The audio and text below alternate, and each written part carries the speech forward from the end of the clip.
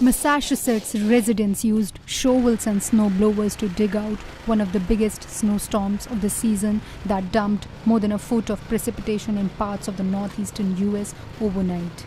We've been waiting all winter and it finally came, so the kids were happy there was a snow day. The late winter storm hit the hardest in the early morning hours of Monday. It dumped more than a foot of fresh snow on a large swath of New England, hitting some areas that had gotten off relatively unscathed for most of the season.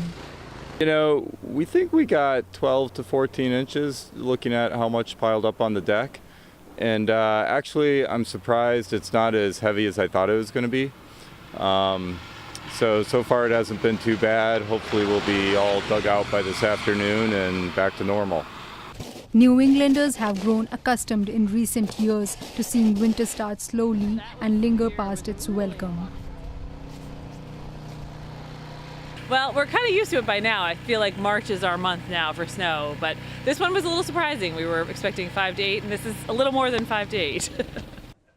In New England, nearly 60,000 customers were without power at the storm's peak, though many of those had their power restored by Monday afternoon. Number one is as the temperature goes up now, after the snow stop, there's going to be a lot of snow falling off things, falling off trees, falling off bridges, falling off the sides of buildings.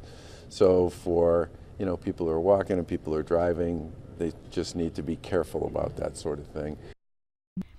In the Boston suburb of Needham, a snowplow struck a gas meter at an assisted living complex Monday morning, triggering a gas leak and forcing more than 100 elderly residents to evacuate.